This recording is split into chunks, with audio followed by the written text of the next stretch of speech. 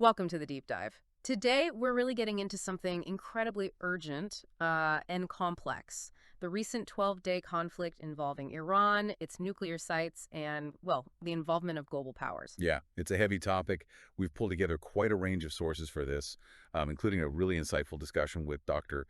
Sina Dashti. He's a medical specialist, but his perspectives offer some profound insights into the military, political, and social sides of all this. Right. So our mission today is to try and unpack what actually happened, why it happened, and, the big question, what does it all mean for Iran's future and, importantly, its people? Exactly. This isn't just about the headlines. No, it's about connecting the dots, maybe revealing some surprising facts, and giving you the essential understanding you need to be really well informed. So let's get into it. Okay. So our material points to this intense 12-day window of bombings. The focus was very specific, wasn't it? Iran's nuclear sites, Fordo, Natanz, Isfahan. Yes, very targeted. And the sources describe how, eventually, it seems, U.S. intervention, with President Trump involved, convinced Netanyahu and the Iranian regime to halt the attacks. Okay, so that's the sequence. But what's striking across the analyses we looked at is this core idea that the conflict basically proved the failure of the longstanding appeasement policy. That's a major takeaway. This approach, often called momashat in the sources, was pursued for decades. The hope was, constructive dialogue. Right. But ironically, our sources argue it just ended up reinforcing the regime's nuclear goals instead of, curbing them. So the bottom line here is pretty stark, isn't it? This whole moment strategy didn't just fall short. No, it kind of became its own opposite. Yeah, it really demonstrated, according to this view, that the clerical regime never, ever truly gave up on getting a nuclear bomb. And the conflict itself, it hit them hard militarily. Our sources detail how the command structure of the IRGC, the Revolutionary Guards, Their elite force. exactly, it was completely paralyzed and lost. That's the quote. Senior officials targeted systematically, like they were going down an alphabetical list. An alphabetical list, that's Yeah. specific. It really suggests, wow, a serious level of infiltration inside the regime, doesn't it? It certainly points that way, a profound level. Yeah. And beyond the command structure, the review indicates they lost key nuclear sites, crucial air defense capabilities. So basically, if it came down to a direct fight with another regional power. The assessment was stark. The regime had nothing to offer, militarily exposed. And adding to that picture of internal weakness, there was Khamenei's absence, right? He apparently went into hiding. He did.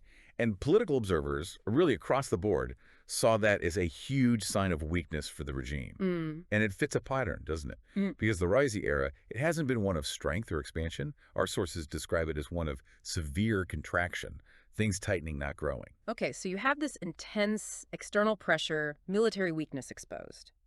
But here's the paradox our sources highlight.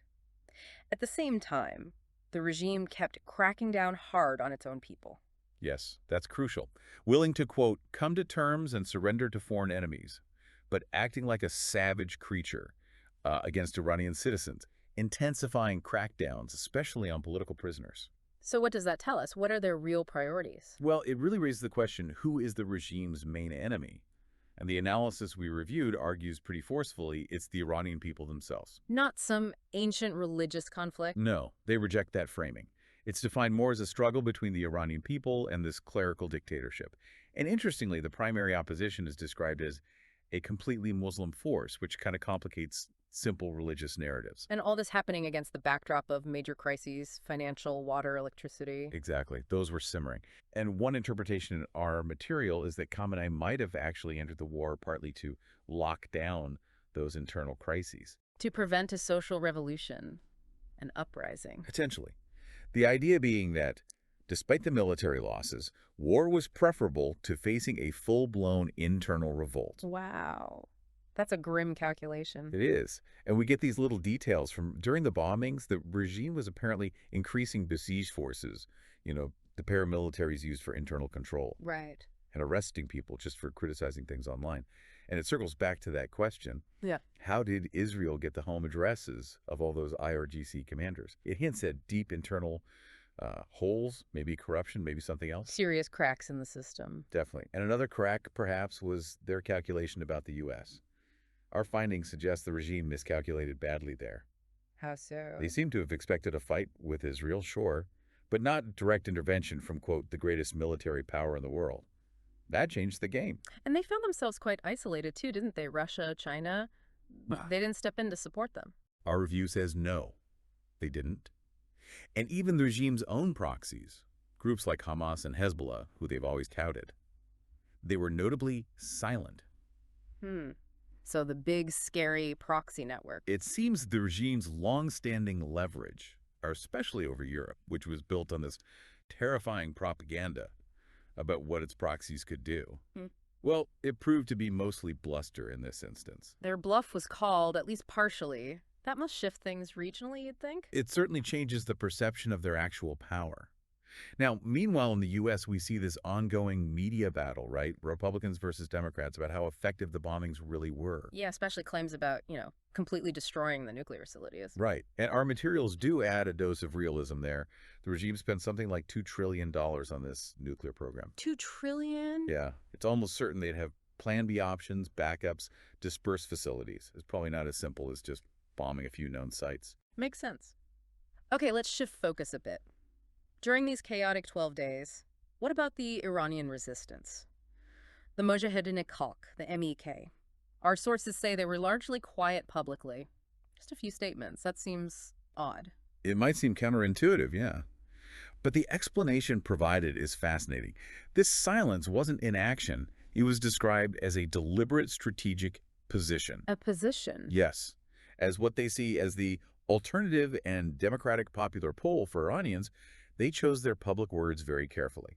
Their main goal, as stated, is organizing a social revolution against this regime. It's not about chasing headlines or, taking credit during a conflict involving foreign powers. There's that powerful analogy in our material, too, about the snake in the house. Oh, right.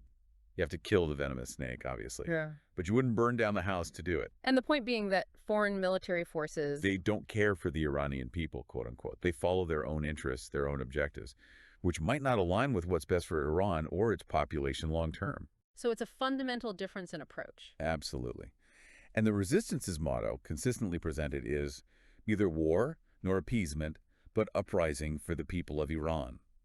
It's framed as this very sophisticated, unwavering third way. And they contrast foreign military actions which haven't actually toppled the regime. Right. They contrast that with their own history, like the MEK's Operation Eternal Light back in the late 80s. A major military operation which, despite simpler weapons, apparently had significant popular backing and is still seen as a major historical threat by the regime itself. Interesting historical context. Now, the sources also mention other figures, notably Reza Pahlavi, the son of the former Shah. The assessment is quite blunt, completely absent from the political scene of Iran during the crisis, leading to the conclusion, quote, "This man is not for this job." That's pretty strong. It is a very strong assessment, and the analysis we reviewed tried to unpack why they reached that conclusion. It describes him as genetically a coup plotter. Genetically? Meaning sort of inherently unable to grasp grassroots social movements, because his family's history is rooted in foreign-backed power shifts. British support for his grandfather, Reza Khan, right, in the US-UK coup that brought his father, Mohammad Reza Shah, back to power.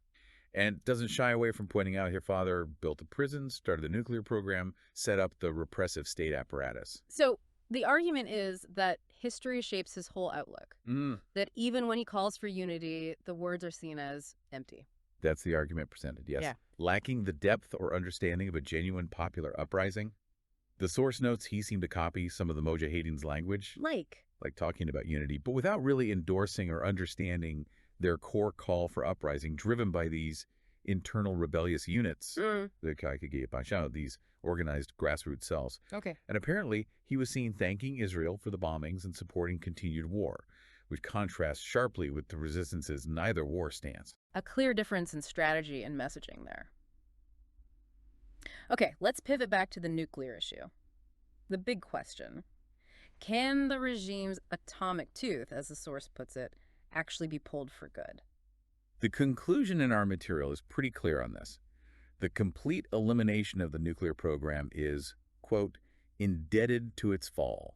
Meaning regime change is the only way. That's the assertion, that the current regime simply cannot be trusted to give it up entirely and verifiably. And what about things like the Iranian parliament voting to cut ties with the IAEA, the nuclear watchdog? Presented as largely propaganda, window dressing. because the real decisions, they're made by the Supreme National Security Council behind closed doors. Right. And there's that interesting tidbit that many MPs reportedly didn't even know about certain nuclear sites until the Mujahideen exposed them years ago, which says a lot about internal transparency, or the lack of it. Yeah, quite telling. So is the appeasement policy dead then? Or just wounded? The analysis suggests it's very damaged, but maybe not entirely over. The argument is the U.S. fundamentally still seeks calm in the region. Stability is the priority because of strategic interests, not necessarily regime change itself. Which brings us back to that question. Why don't Western powers, especially in Europe, fully back the Iranian resistance if regime change is supposedly the only way to deal with the nuclear issue? Well, the source offers a pretty blunt answer. Oil, profit, interests. Simple as that, in their view. The argument is the West prefers dealing with servants or proxies, regimes they can control or influence, rather than genuinely independent movements like the Mujahideen, who, let's not forget, have often been labeled as terrorists by some of these same Western powers. Right, that's a complex history. And there's even a very controversial claim mentioned in our material that a former IAEA director, Mr. El-Baradei, was essentially working for the regime, suggesting the whole inspection system was potentially compromised, allowing the regime to just play the West for years. Wow, that's a serious accusation. If that perception is out there, it definitely complicates how you'd approach any future negotiations or oversight, doesn't it? Absolutely. And it leads to this critical point made in the analysis. If the regime could somehow be guaranteed its own survival, and if a popular uprising could be definitively prevented, then maybe, just maybe, it would be willing to give up the nuclear program, because it wouldn't need it as leverage or a deterrent anymore. Its survival would be secured by other means. A sort of devil's bargain scenario. Potentially. Now, looking at the regime's current state, the analysis insists it's significantly weakened, even, quote, weaker than during the Iran-Iraq War in 1988, which is saying something, considering they now have a nuclear program, or close to it. Weaker now than then. How so? The argument is that while they might still carry out smaller acts of repression, they cannot commit crimes of that scale anymore. They're described as incapable, the word used is agos, by Orzi, lacking planning, lacking capacity. And they've shown they're willing to accept humiliation to survive. So, if they're that incapable, but nothing's really settled, no ceasefire, no real retreat, what does this period of uncertainty mean? It feels very fragile. Extremely fragile. And that's precisely why our sources frame this moment as a historical opportunity, a chance to potentially bring down what they call the most anti-Iranian, anti-people, anti-Islamic, anti-human political system in Iran's history. Strong words. Very. The idea is that war is a continuation of politics, and everything hinges on how this fragile, uncertain period plays out. And there was also that deeper, almost conspiratorial theory mentioned about some within the regime. Oh, right. The Hojajedi mindset idea. This extreme messianic belief that maybe some hardliners actually wanted a massive war, even with the U.S. Why? To potentially hasten some kind of apocalyptic outcome. Maybe bring about the return of the hidden imam through chaos and destruction. Possibly even aiming for the destruction of the whole country. It is a truly chilling thought, that kind of motivation possibly being in play. Definitely chilling. Okay, we have covered a lot of ground today. Really navigated a complex landscape. Pulling back, what's the one thing that really stands out to you from all this? For me, it's that fundamental ideological clash highlighted in the sources. The regime apparently views the people as a herd, something to be managed, manipulated. Right. Whereas the resistance sees the people as the driving force of history. And that core difference really shapes everything, whether change comes from outside intervention or through this vision of a popular uprising led by those internal rebellious units. That seems to be the defining question for the future. It's clearly fluid, deeply uncertain. But yeah, one thing does seem clear. Iran's path forward seems incredibly dependent on the agency of its own people and, well, the actions of those who claim to represent them. Exactly. And as our review concludes, this is seen as a genuine historical opportunity, one that future generations might not forgive us for missing, is the implication. The challenge laid out is how to open the way for rebellious units and effectively mobilize the world against these criminal mullahs. So maybe the provocative thought for you, the listener, to take away is this. In a time when the Iranian regime looks, by many accounts, profoundly weakened, and external powers have perhaps shown the limits of what they can or will do, what is the ultimate catalyst? What can actually bring about lasting, self-determined change for the people of Iran?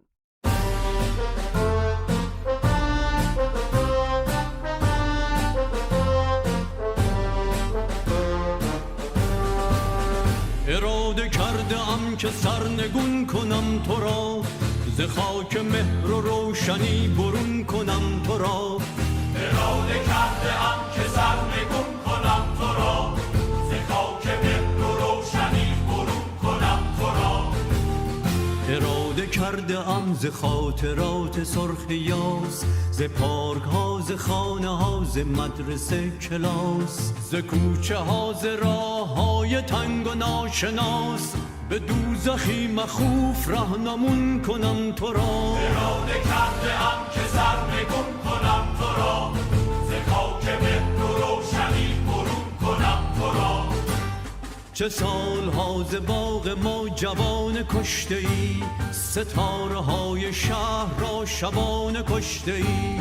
چقدر از تبار ما ترانه کشته ای، قسم به داغ لال غرق خون کنم تو را. اراده کرده ام که سرنگون کنم تو را، ز خاک مهر و روشنی برون کنم تو را.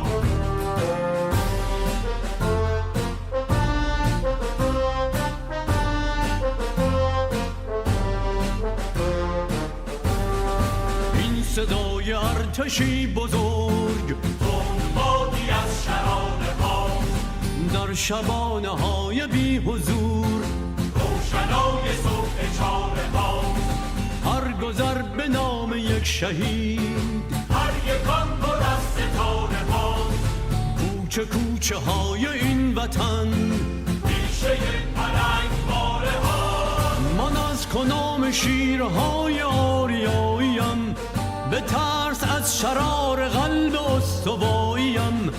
کنون برای فتح قله ها هواییم، چه خوش دچار وحشت و جنون کنم تو را. اراده کرده ام که سرنگون کنم تو را، ز خاک مهر و روشنی برون کنم تو را. اراده کرده ام که سرنگون کنم تو را، ز خاک مهر و روشنی برون کنم تو را.